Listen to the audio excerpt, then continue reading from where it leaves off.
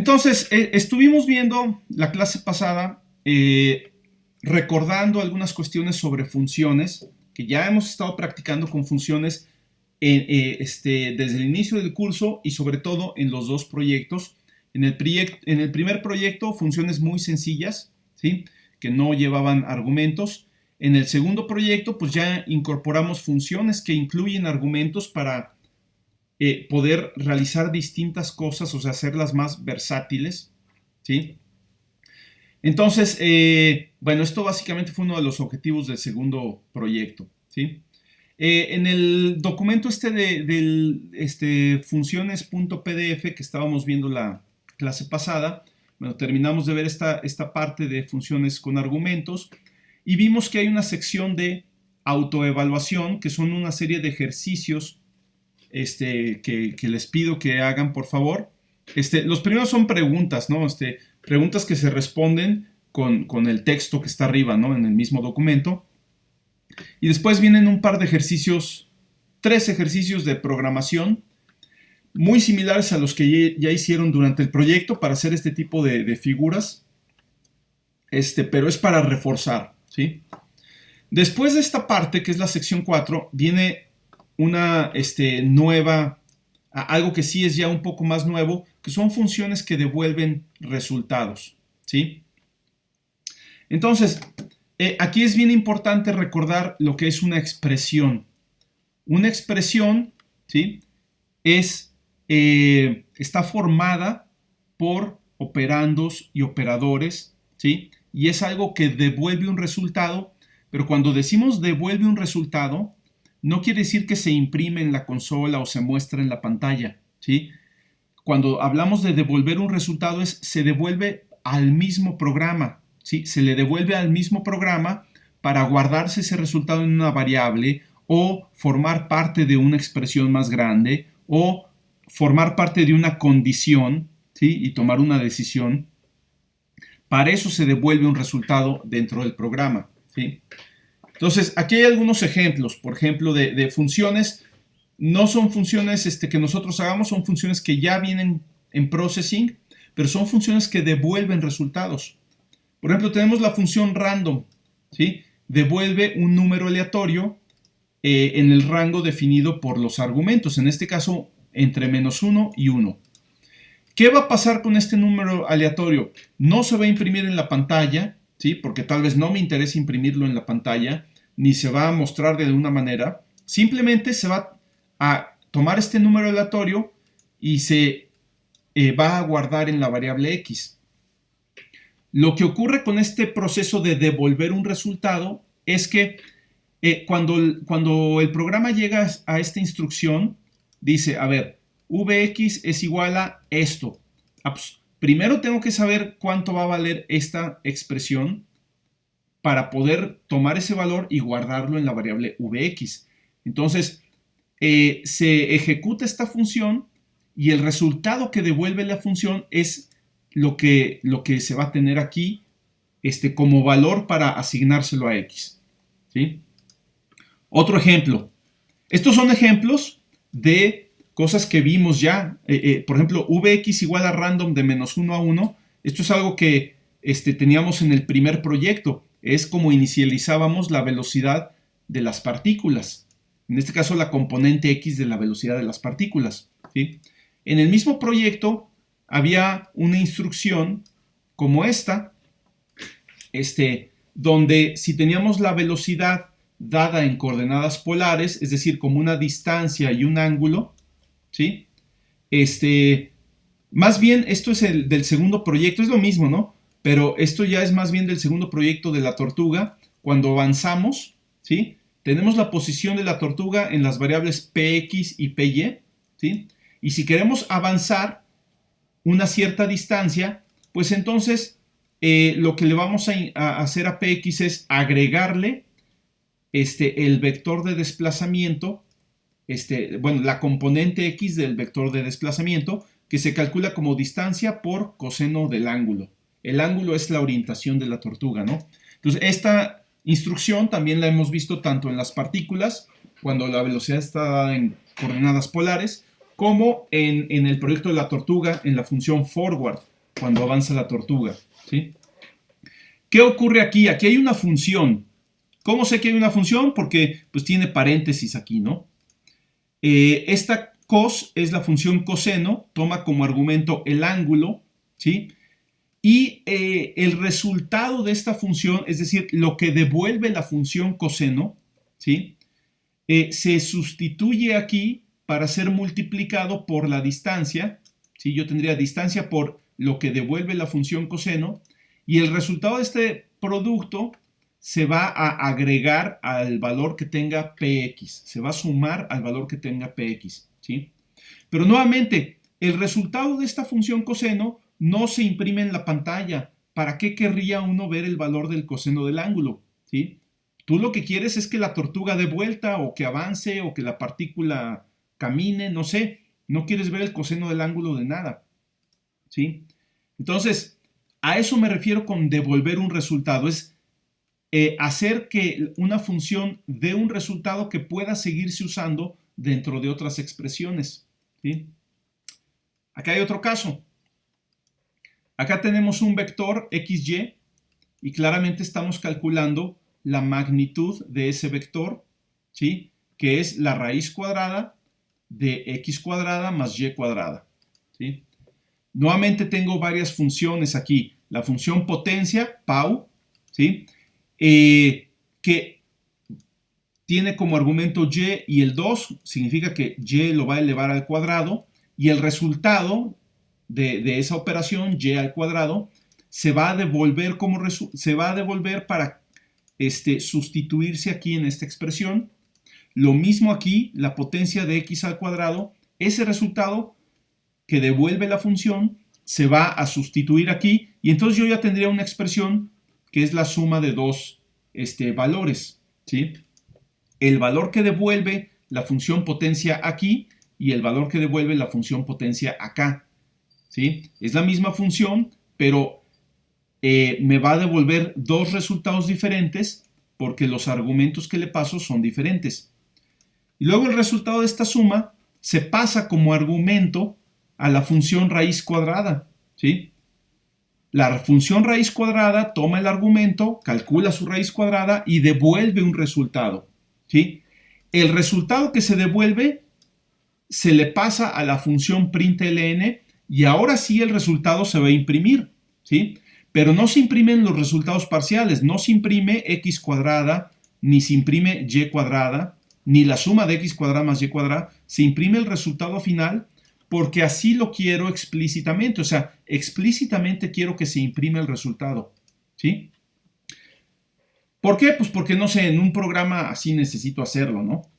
¿Sí? Pero no se imprime porque se devuelva aquí, o sea, la función sqrt no imprime nada, la que lo imprime es print, ¿sí? Otro ejemplo, tenemos otra vez la función random, ahora con un argumento igual a 2. La función random, cuando nada más le paso un argumento, ese argumento se toma como límite superior y el límite inferior siempre valdría 0. Entonces aquí estoy yo generando un número aleatorio entre 0 y 2, ¿sí? No, sin llegar al 2, nunca alcanza el límite superior, o sea, entre 0 y 1.99999, ¿no? Bien, se va a devolver ese resultado y el resultado, o sea, el número aleatorio que estoy generando, se le pasa a la función int, ¿sí? Esta función int lo que va a hacer es convertir este valor a entero, tomando únicamente la parte entera, quitando la parte decimal, ¿sí? Si el número que genero aquí está entre 0 y 2, pero sin llegar a 2, o sea, es estrictamente menor que 2, pues quiere decir que la parte entera o es 0 o es 1, ¿sí? Entonces, esta instrucción, esta función int, me devuelve un valor aleatorio que puede ser 0 o puede ser 1, ¿sí? Es como echar un volado, ¿no? Lanzo una moneda y una cara tiene el valor 0 y otra cara tiene el valor 1, ¿sí? Entonces, aquí estoy lanzando una moneda virtualmente, pero el resultado de esa moneda, o sea, si es 0 o es 1, se devuelve para formar parte de otra expresión. No se imprime el 0, no se imprime el 1, sino que forma parte de esta expresión en donde voy a comparar ese valor generado, 0 o 1, con el 0. Si es igual a 0, entonces imprimimos la palabra cara, y si es igual a 1, imprimimos la palabra cruz. ¿Sí? Sí se imprime algo, pero nunca se imprime ni el resultado de esta función random, ni el resultado de la función int. ¿Sí? Lo que se imprime es cara o cruz, pero el resultado, o sea, eso que se imprime depende del resultado de esta función. ¿Sí? Entonces, aquí es donde sí es bien importante hacer la diferencia entre devolver un resultado o imprimir un resultado. Imprimir siempre es con print ln o print, ¿sí? O si lo vas a dibujar en la pantalla, en la ventana de processing, pues sería con la función text, ¿sí? Pero devolver un resultado es devolvérselo al mismo programa que forme parte de una expresión más grande, ¿ok? Bien, entonces aquí hay varios ejemplos de funciones que devuelven resultados, funciones que ya existen en processing, como random, cos, todas las funciones matemáticas trigonométricas devuelven resultados, la potencia, raíz cuadrada, ¿sí? También hay ejemplos de funciones que no devuelven resultados. La función print no devuelve un resultado, ¿sí? Yo no puedo poner, por ejemplo, vx igual a print ln hola mundo, ¿sí? Porque la función print no devuelve un resultado que yo se lo pueda guardar en una variable. Vamos a probarlo. Vx igual a println hola mundo. ¿Sí? Entonces, aquí ya me está subrayando con un error, ¿no? No, el error es este, perdón. Ya. Aquí ya me está subrayando con un error la vx. No existe la variable, bueno, vamos a ponerle int. Ahora sí, aquí está el error. Dice, fíjense, este error está bien interesante. Discrepancia de tipos. Se borró. Vamos a verlo acá abajo en la consola.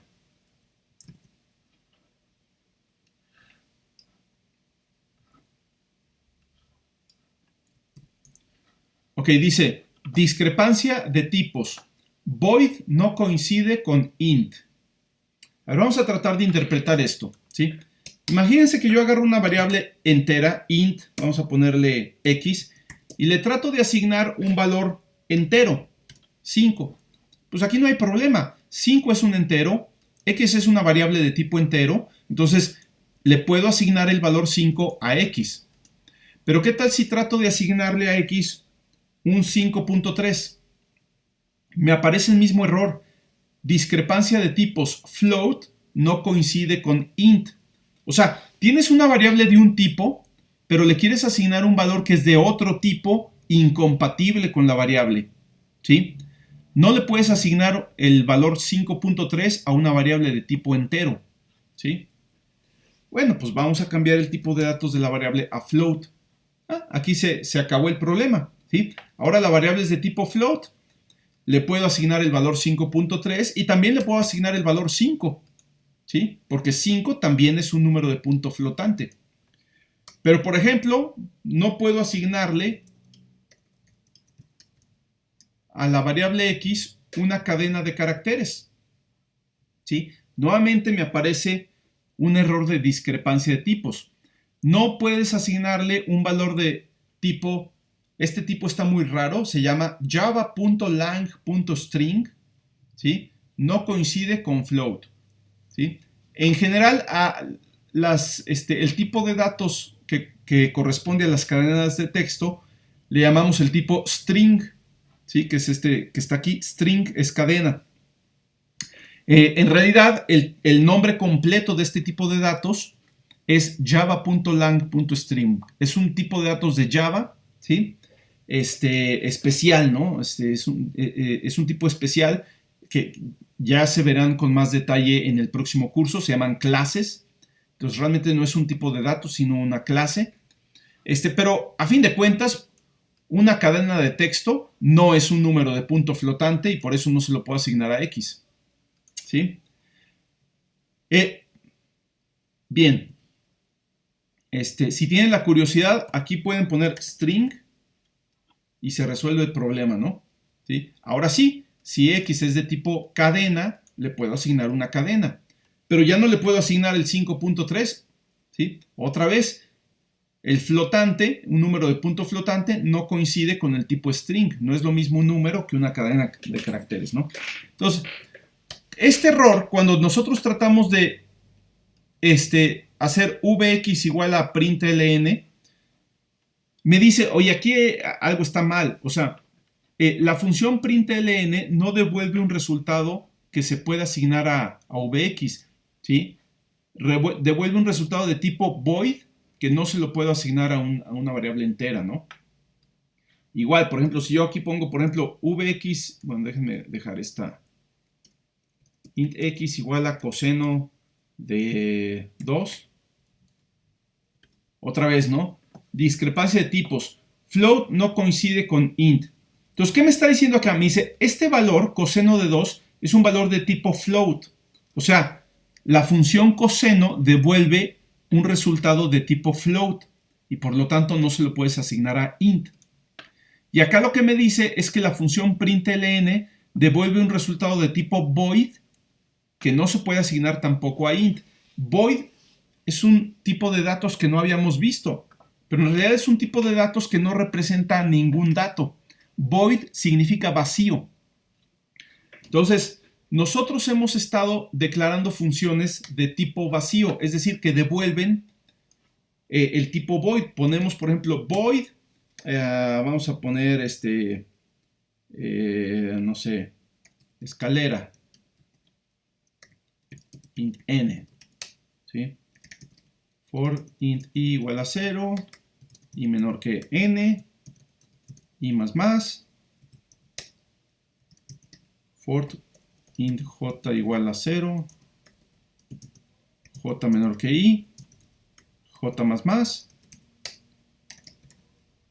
imprime un asterisco, println. ¿Sí? Tenemos esta función escalera, void setup, al latino, escalera, 5. ¿Sí? Y ahí la ponemos, y ahí está la escalera, ¿no? Déjenme, ahí está. Entonces, bien. De hecho, probablemente me falta aquí un menor igual.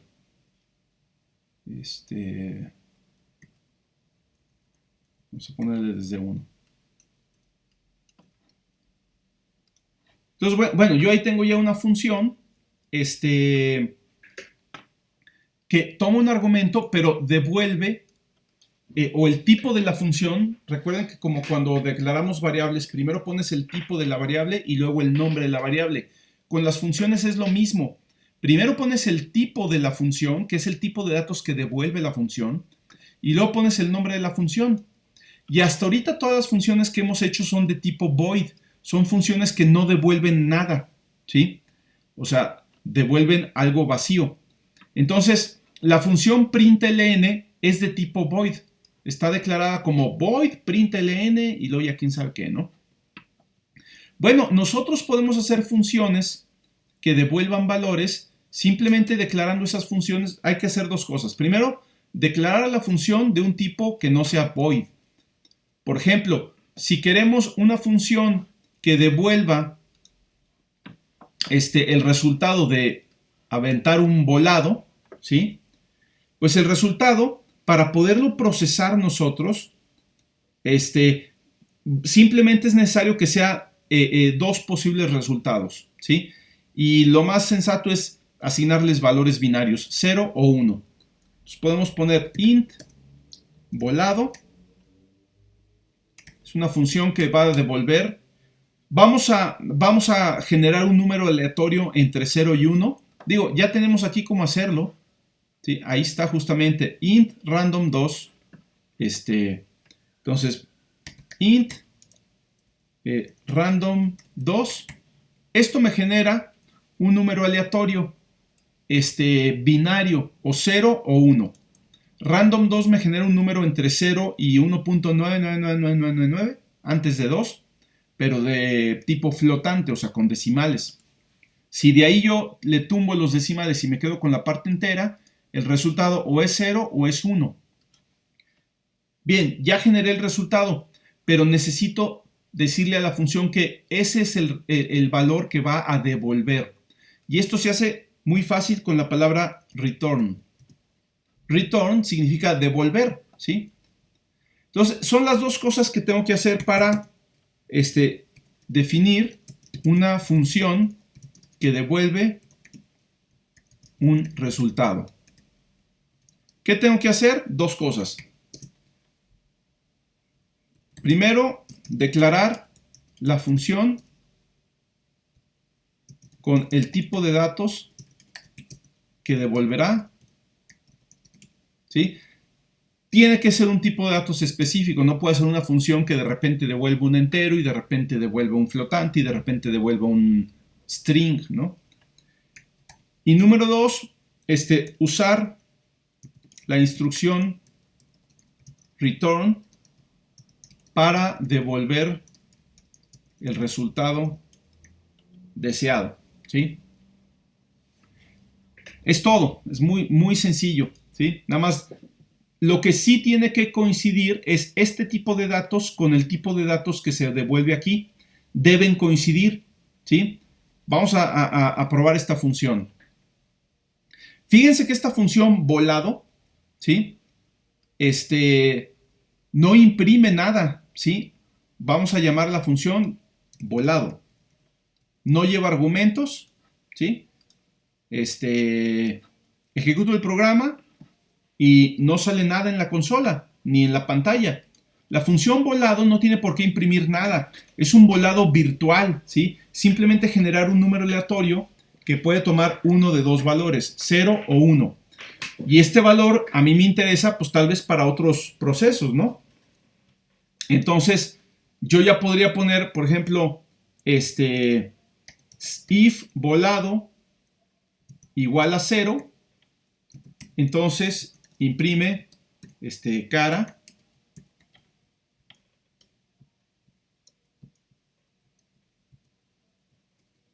Vamos a ver si me cabe aquí.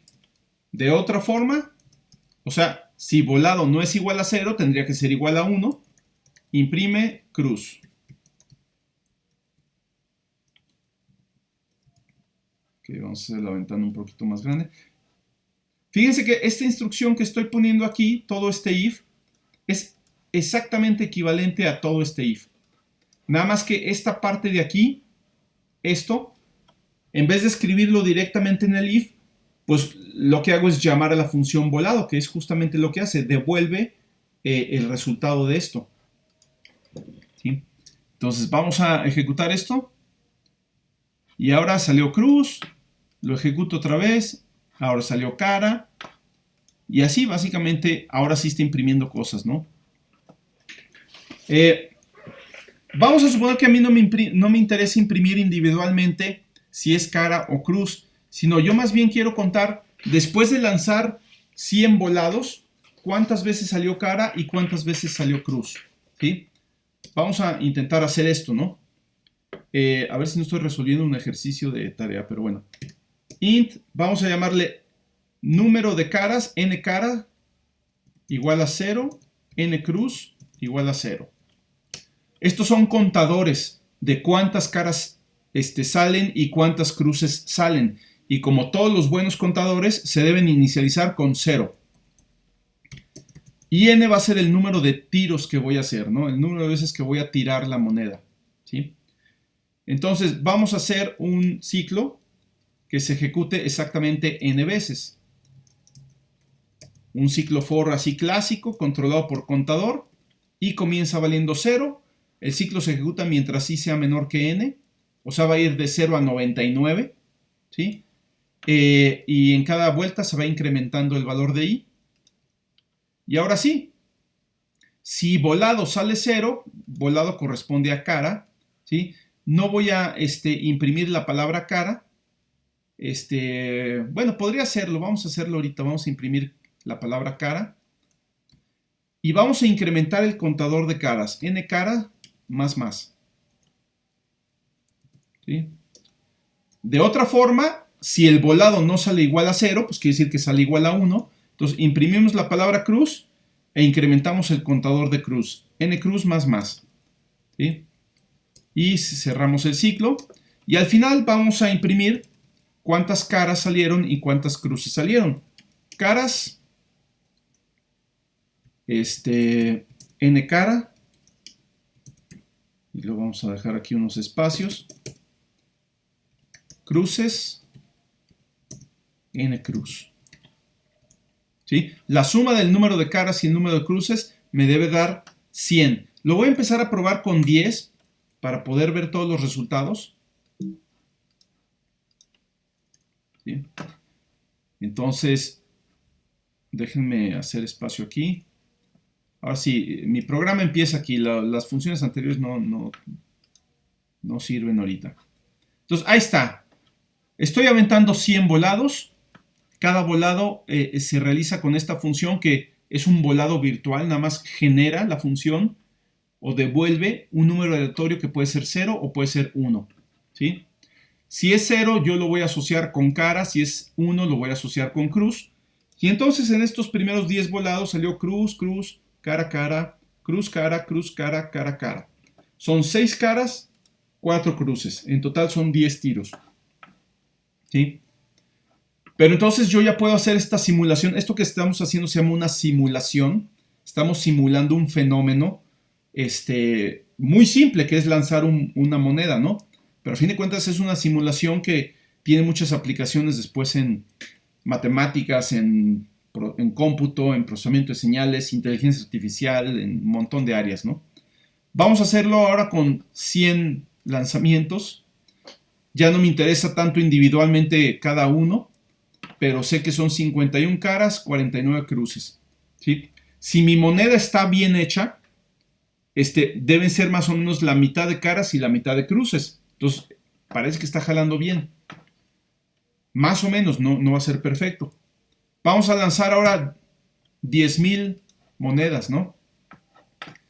Igual y ya imprimir cara o cruz ya no tiene sentido porque individualmente no me interesa como que la estadística, ¿no? Cuántas caras y cuántas cruces. Y ahí está, de 10,000 lanzamientos, 5,030 son caras, 4,970 son cruces. Pues parece que la moneda está bien hecha, o sea, más o menos son la mitad, muy cercano a la mitad, ¿sí? Pero entonces ahora sí ya, aquí lo que es importante es que vean que no estamos imprimiendo el resultado individual de cada volado, ¿sí? No me interesa el resultado individual de cada volado, más bien me interesa la estadística, ¿no? Me interesa imprimir el resultado final y no los resultados intermedios. Y por esta razón es bien importante saber manejar este mecanismo de devolución de resultados a través de las funciones. Los mecanismos de paso de argumentos y devolución de resultados forman la base de la programación estructurada, que es un concepto que vamos a ver la próxima semana, pero es lo que permite realmente hacer programas más grandes cada vez, ¿no? Fíjense, voy a simplificar esta cosa otra vez, ¿sí? Esto lo voy a dejar como comentario, pero lo voy a simplificar, ¿sí? Cada vez que el volado sale igual a 1, el volado o es 0 o es 1, ¿sí? Cada vez que el volado sale igual a 1, yo tengo que incrementar el número de cruces. Entonces vamos a suponer que hacemos una variable v igual a volado. ¿Sí? El resultado del volado, 0 o 1, lo voy a guardar en la variable v. Vamos a poner aquí la v. ¿Ok? Bueno, si v vale 1, tengo que incrementar el número de cruces, ¿sí? Entonces puedo poner n cruz más igual a v.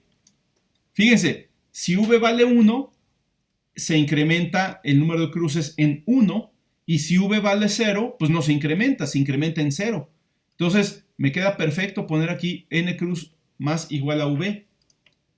Y el número de caras, Si el volado vale 0, si v vale 0, lo tengo que incrementar, y si v vale 1, no lo tengo que incrementar. Entonces voy a hacer un truco aquí y poner 1 menos v. Si v vale 0, entonces 1 menos v vale 1 y se incrementa el número de caras en 1. Si v vale 1, entonces 1 menos v vale 0 y no se incrementa el número de caras, ¿sí? Y con esto puedo quitar la condicional, ya no necesito un if-else, ¿sí? Parece poca cosa, pero en términos de eficiencia de código, las condicionales son poco eficientes, ¿sí? Porque una condicional lo que hace es que se detenga todo el programa, algo que se llama un pipeline, que se detenga porque todo depende de qué va a pasar, de si la condición va a ser verdadera o falsa, ¿no?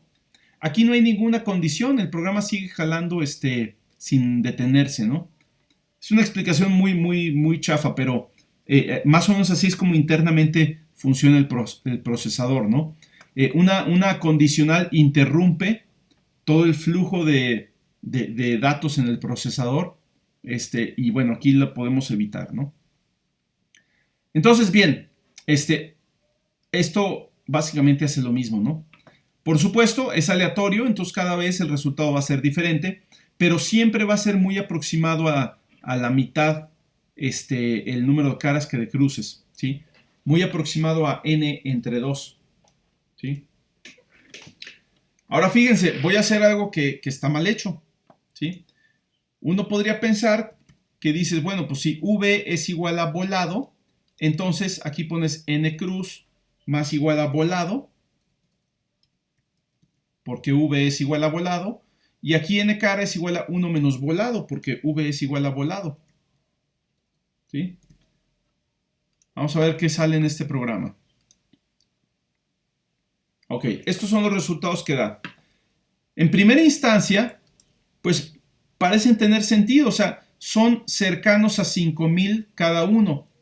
Pero si se fija en la suma, ya no checa. No hay forma de que esto sume 10,000 porque 3 más 4 me da 7, ¿sí? Esta suma no es 10,000. Entonces hay algo mal aquí, no estoy contando el número de tiros correctamente, ¿sí? ¿Qué es lo que está pasando? Pues que este volado me va a dar diferente valor que este volado, no van a dar necesariamente el mismo, ¿sí? Aquí la idea es que yo lanzo una moneda y el resultado de esa moneda, con ese resultado o bien incremento cara o bien incremento cruz. No lanzo primero un volado para ver si incremento cruces y luego lanzo otro volado para ver si incremento caras. Ahí son dos volados que estoy lanzando, ¿sí? Que es como está programado ahorita. Esto está incorrecto porque entonces ya estoy lanzando, estoy haciendo 10,000 volados y de esos 10,000 volados ver cuántas caras salen y luego hago otros 10,000 volados para ver cuántas cruces salen. Pero entonces el número de caras y de cruces ya no me va a sumar 10,000, ¿sí? Entonces, eso es como lo tengo ahorita. La manera correcta, o bueno, así con la intención que tengo, es así, ¿no? Lanzo un volado en cada iteración y dependiendo de lo que salga ese volado, o incremento caras o incremento cruces, ¿sí? Entonces, nada más para que vean que son cuestiones muy sutiles, pero que a la mera hora te cambian el resultado, ¿no? Completamente, o te dan resultados inesperados, ¿sí?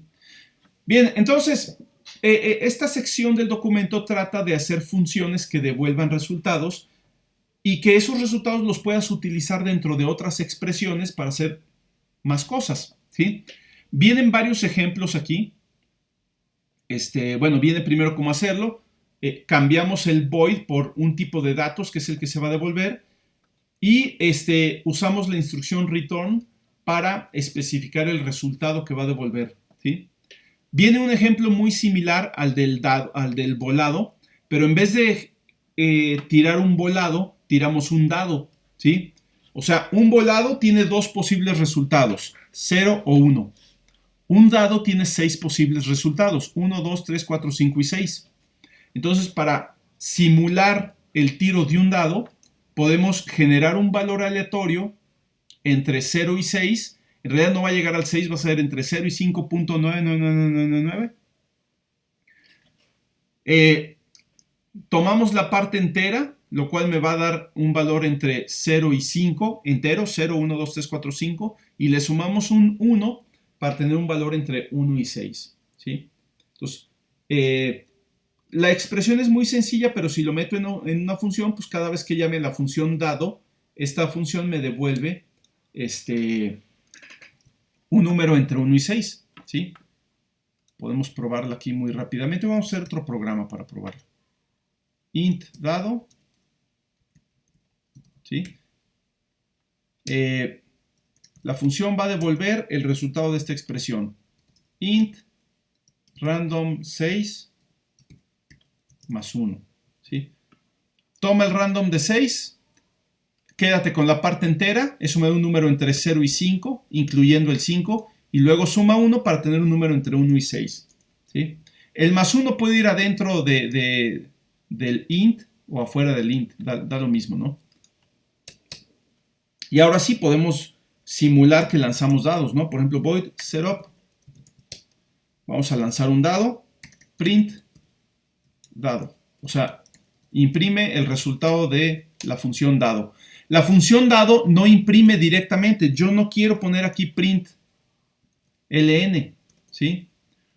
Porque yo no sé si ese resultado lo voy a usar para mostrarlo en la pantalla o va a ser parte de un juego o lo voy a hacer para un estudio estadístico, una simulación estadística, no sé, ¿sí? Ya después si lo quiero imprimir, pues explícitamente tomo el resultado de la función dado para imprimirlo.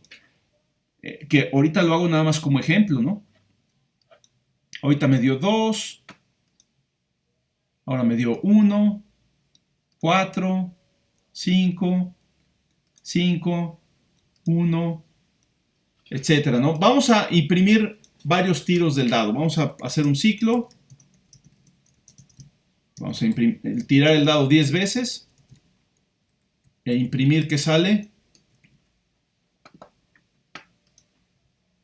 Y ahí está, ¿no? 6, 2, 2, 3, 2. Pues sí, parece que está bien el dado. O sea, salen valores entre 1 y 6. No salen valores extraños. ¿Sí? O sea, no me sale un 7, no me sale un 0, no me sale un -3. Entonces parece que como dado funciona bien.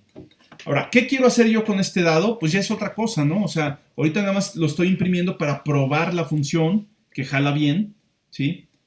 Pero ya el uso que le vaya a dar puede ser muy diferente dependiendo de la aplicación, ¿sí? Otro ejemplo de función, vamos a hacer una función que calcula y devuelve, no imprime, sino devuelve el área de un círculo. El círculo puede tener un radio diferente, entonces el radio, o sea, esta función requiere información adicional. Si yo te pido calcula el área de un círculo, tú me vas a preguntar ¿y cuál es el radio del círculo? Requieres información adicional. Cuando una función requiere información adicional, esa información hay que pasársela como argumentos. Entonces, el radio se lo paso como un argumento a la función. El cálculo es pi por radio al cuadrado o pi por radio. Y este es el resultado que la función va a devolver. ¿Sí? Entonces, vamos a probar esta función. No sé, otro programita aquí. Float, área círculo. Toma como argumento una variable que se llama radio. Y la función va a devolver el resultado de pi por radio. ¿Sí? Es una función muy sencilla. Muy sencilla porque es un primer ejemplo, luego se complican las cosas. ¿Sí? Y dentro de la función setup vamos a poner, por ejemplo, float r igual a 5 y luego vamos a poner print ln un círculo de radio r tiene área igual a área círculo de r. ¿Sí? Lo que yo le pase aquí pues es el radio que en este caso es la variable R, y ahí está, ¿no? Por ejemplo, un círculo de radio 5 tiene un área de 78.53, etcétera, ¿no? Pero yo ya puedo aquí cambiar el radio y poner el radio que yo quiera, ¿no? Nuevamente, esta función área círculo, lo único que tiene que hacer es calcular el área, ¿sí? No debe de imprimir nada, ni nada, ¿no? O sea, yo no sé si esta área del círculo la quiero para hacer un cálculo matemático más complejo o la quiero para imprimir ese resultado. Eso ya se verá después. Esta función debe ser completamente independiente de la aplicación en la que se quiere usar, ¿no? Esa es la idea. Y esa es la forma en que los programas se pueden ir haciendo cada vez más grandes, ¿sí? Conforme tú vas haciendo funciones que son independientes de la aplicación en la que lo vas a usar, entonces esas funciones las puedes usar en múltiples aplicaciones, ¿sí? Puedes ir formando librerías de funciones que te van a servir eventualmente para una cosa o para otra, no sabes, ¿sí? Y a la hora que tengas que hacer un programa grande, pues tomas de las funciones que ya tienes hechas, ¿no? Bien, una función para calcular valor absoluto, ya existe una en Processing que se llama ABS, ¿sí? Pero bueno, este es un ejemplo de cómo se puede hacer una función para calcular el valor absoluto de un número. ¿Cuál número? Pues el que le pasemos como argumento, ¿sí? Entonces, la función devuelve un valor flotante, toma como argumento un valor flotante. Si el valor que le paso es menor que 0, pues el resultado es el negativo de eso. De lo contrario, pues es simplemente el valor de x. Entonces, es una función bastante simple de entender, ¿no? Puede usar la instrucción return en múltiples partes del programa, ¿sí? Si x es menor que 0, devuelve menos x y de lo contrario devuelve x. La instrucción return, además de devolver un resultado, hace que la función termine en ese momento. O sea, una vez que llega a la instrucción return, ya no se ejecuta el resto de la función, ahí termina la función, ¿sí? Una función para calcular la distancia entre dos puntos, que también ya hay una en Processing, que se llama dist. Varios de ustedes la han usado en los ejercicios que hemos hecho. Bueno, pues esta función ustedes la pueden programar. Esta función recibe 4 argumentos de tipo flotante, ¿sí? Que vienen en parejas. La primera pareja son las coordenadas del primer punto, x1, y1. La segunda pareja son las coordenadas del segundo punto, x2, y2. ¿Sí? Y para calcular la distancia entre el punto x1, y1 y el punto x2, y2, bueno, voy a tomar un vector que va de x1 a x2, ¿sí? Le llamo dx a la diferencia de x1 menos x2, de y la diferencia de y1 menos y2, y simplemente devuelvo la raíz cuadrada de dx cuadrada más dy cuadrada, y esa es la distancia entre los dos puntos, ¿sí? Entonces ya esta función yo la puedo usar, no lo voy a hacer porque pues ya tengo la función dist, pero es una manera en que se podría usar, ¿no? Al final viene ya una función un poco más elaborada. Es algo similar a lo que hicimos con el dado, contar cuántas veces, la segunda versión sobre todo, cuántas veces se observa una cara o una cruz en n tiros, ¿sí? Aquí es lo mismo, vamos a hacer una función que me diga en n tiros de un dado, cuántas veces se observa un valor. Este valor pues es uno de los posibles valores que me da el dado, 1, 2, 3, 4, 5, 6, 7, 8, 9, 10. Ah, no, perdón, este es para la suma de dos dados, cuyos valores van de 2 a 12, ¿sí? Lo menos que puede valer la suma de dos dados, de dos tiros, o sea, tiras dos dados y lo menos que te puede dar es un 2 y lo más que te puede dar es un 12, ¿sí? Entonces, valor debe ir de 2 a 12, ¿sí? Aquí se calcula la suma de tirar dos dados, a eso le llamamos tiro, y si tiro es igual al valor que yo pongo aquí como argumento, se incrementa un contador, ¿sí? Al final de un ciclo que se ejecuta n veces, devuelvo el valor del contador, o sea, cuántas veces ocurrió este valor que estoy poniendo aquí, ¿no? Pues bueno, es algo que ya ustedes lo ven con calma, porque después vienen algunos ejercicios qué hay que hacer con estas funciones, ¿no? ¿Sí? Entonces, básicamente hay una tarea nueva, probablemente ya lo vieron ahí. Déjenme mostrarla. Tareas. Tarea 7. Historia de alumno. Y esta es la tarea, ¿no? Tarea 7. Leer el documento de funciones PDF y realizar los ejercicios de las siguientes secciones. Hay 3 secciones que tienen ejercicios, 2 de ellas son de autoevaluación, ¿sí? La sección 4 es de autoevaluación, son los ejercicios de funciones que llevan argumentos pero no devuelven todavía resultados. También se hacen con algunos ejercicios con gráficos de tortuga. Estos no son para entregar, ¿sí? Háganlos, están retadores, ¿sí? Por eso es una autoevaluación, es saber qué tan chido estoy en esto, ¿no? Si tienen dudas, las resolvemos la próxima clase, el jueves, pero no hay que entregar estos ejercicios. Si lo quieren hacer, adelante, o sea, si los quieren incluir con la entrega, no hay ningún problema, pero no es necesario, ¿no? La sección 5.1, estos sí son ejercicios que hay que entregar y son funciones que devuelven resultados, ¿sí? Son 3 ejercicios, ahorita los vemos. Hay que entregar un programa por cada ejercicio, o sea, 3 programas en total. Igual que siempre, los meten en un archivo .zip y eso es lo que ustedes van a subir, ¿sí? Y la sección 7.1, que viene más adelante, también es una autoevaluación. Tampoco hay que entregar ese ejercicio, es un ejercicio medio teórico, ¿sí? Entonces, déjenme mostrarles los ejercicios que sí hay que entregar, son estos 3, ¿sí?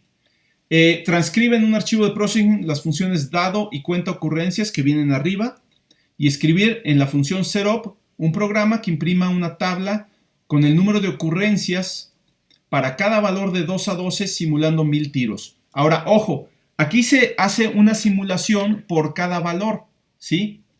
Entonces, la suma de las ocurrencias que obtengan no va a ser igual a 1000, ¿sí? Entonces, no se preocupen por eso.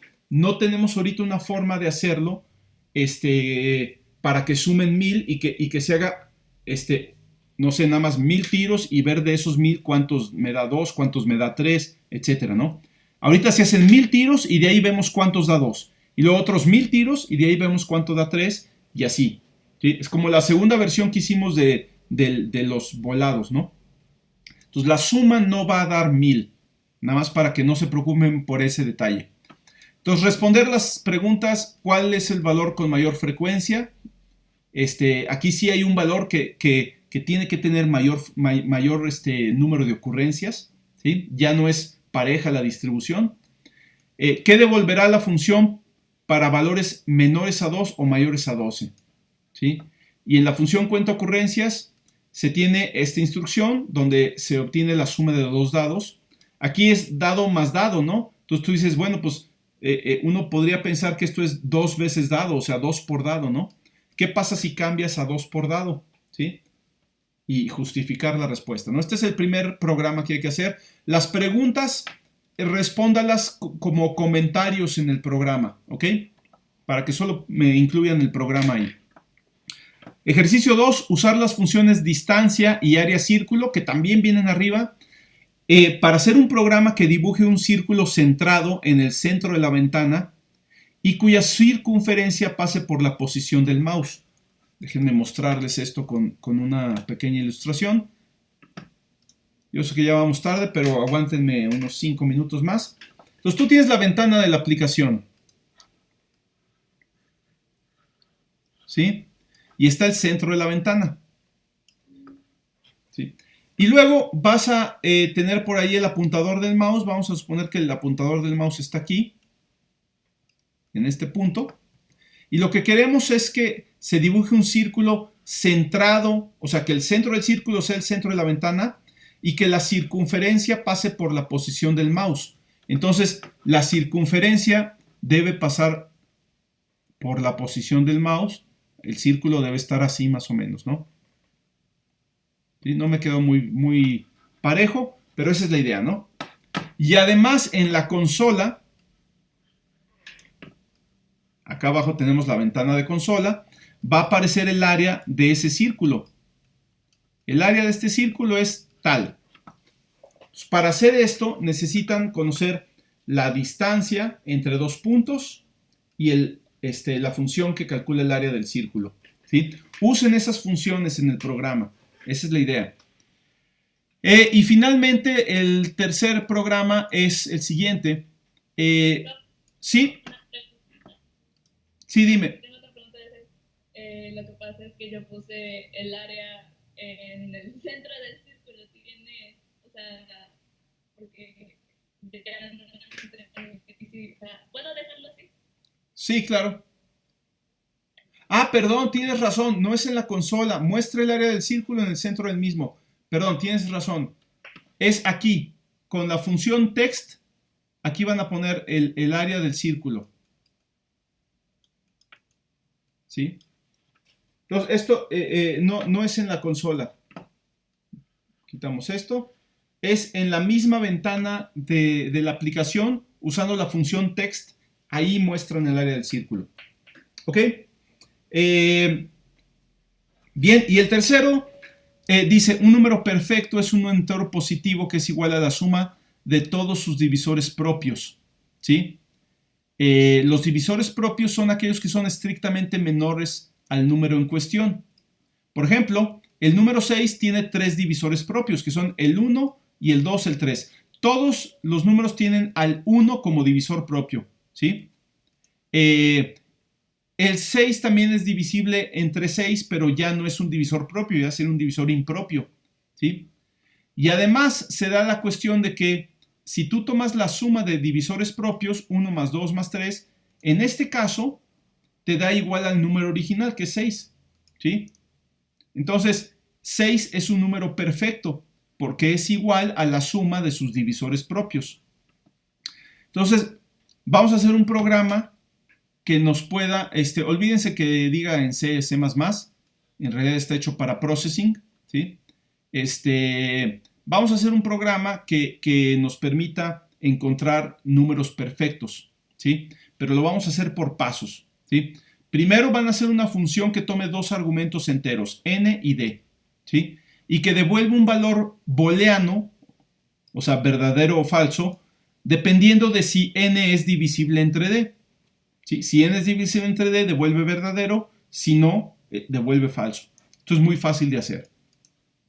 Luego vamos a hacer otra función que ahora tome un argumento entero y que devuelva como resultado la suma de todos los divisores propios de n, ¿sí? Es muy fácil, simplemente haces un ciclo que vaya de 1 a n-1, o sea, que llegue hasta antes de n, y que verifique para cada valor del contador del ciclo si ese valor es divisor de n. Si es divisor, entonces lo acumula en una sumatoria, y si no es divisor, pues no lo acumula, ¿sí? Entonces, esta función debe devolver, ¿sí? Devolver el resultado de esta suma de los divisores propios, ¿sí? Con esta función llama a la anterior, ¿sí? Para saber si un número es divisible. Ya que hicieron esta función, la siguiente función toma un valor n y va a devolver un valor lógico, verdadero o falso, que diga si n es igual a las sumas de sus divisores, donde la suma de sus divisores la puedes obtener con la función anterior, o falso si no lo es. O sea, básicamente esta función nos dice si un número es perfecto o no lo es. Y usando esta función vamos a hacer otra función, en la función setup, donde hacemos ahora sí un programa que nos muestre todos los números perfectos que sean menores a 10,000. Nuevamente haces un ciclo de 1 a 10,000, ¿sí? Para cada uno de esos valores checas si ese valor es un número perfecto usando la función del inciso anterior, y si es perfecto, imprimes ese número, y si no, pues no lo imprimes. Son muy pocos los números perfectos que hay en este rango. Me parece que son nada más 4, ¿sí? Está el 6, el 28 y no me acuerdo cuál otro, ¿no? 8,000 y tantos es el último. pero creo que son nada más 4 números perfectos en este rango. Son muy raros los números perfectos, ¿no? Bien, entonces, este es el programa que hay que hacer. Cada inciso es una función distinta y cada inciso llama a la función del inciso anterior, ¿sí? Excepto la primera, obviamente, ¿sí? Entonces, bien, esa es la tarea que hay que hacer. El otro ejercicio, bueno, después viene más rollo que hay que leer. Esto ya lo dijimos ahorita mucho, devolver resultados contra imprimir resultados. También hay una sección que habla de las variables y su alcance. Esto ya lo discutimos en una clase, hay que repasarlo aquí leyendo el documento, ¿sí? La diferencia entre variables globales, variables locales, etcétera, ¿no? Y respecto a esta sección viene una autoevaluación, que es la sección 7.1, que no hay que entregar, es más bien un ejercicio mental que tienen que hacer ustedes, ¿no? ¿Sí? Y bien, con esto ya sería la tarea 7, ¿sí? Que está ahí pendiente. Más o menos tendríamos una semana para hacer esta tarea, lo cual nos da oportunidad de resolver dudas que tengan el próximo jueves. Entonces, lo ideal es que empiecen a trabajar con esta tarea, sobre todo con los ejercicios de la sección 5.1, desde ahorita, para que las dudas que surjan el jueves las podamos resolver y lo puedan entregar para el próximo lunes. El martes vamos a comenzar ya con el siguiente proyecto, el siguiente tema, que son arreglos. Ya la próxima semana dejamos una tarea ahí para reforzar esa cosa. Y yo creo que el jueves de la próxima semana dejamos ya el último proyecto, como proyecto final y evaluación final, ¿no?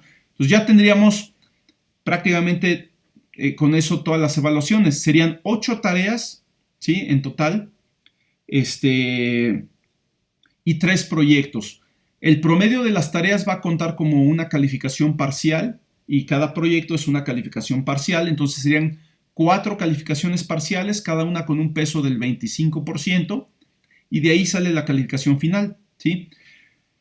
Yo espero este fin de semana empezar a avanzar en la revisión del proyecto número 2, para que para la próxima semana, más o menos, no sé, vamos a pensar para el jueves de la próxima semana, ya tengan ustedes una idea muy clara de cómo van en el curso en términos de calificaciones. O sea, ya con las calificaciones de 2 proyectos y 6 tareas, ¿no? Las tareas, luego les digo más o menos, ese día yo creo les digo más o menos cómo va cada quien en las tareas. Pero yo creo que cada quien debería saber, ¿no? O sea, son ejercicios así que uno debe saber si están bien o si están mal, ¿no?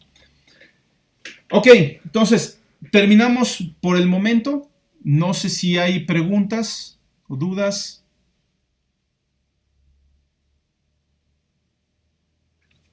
¿Sigue, Mauricio?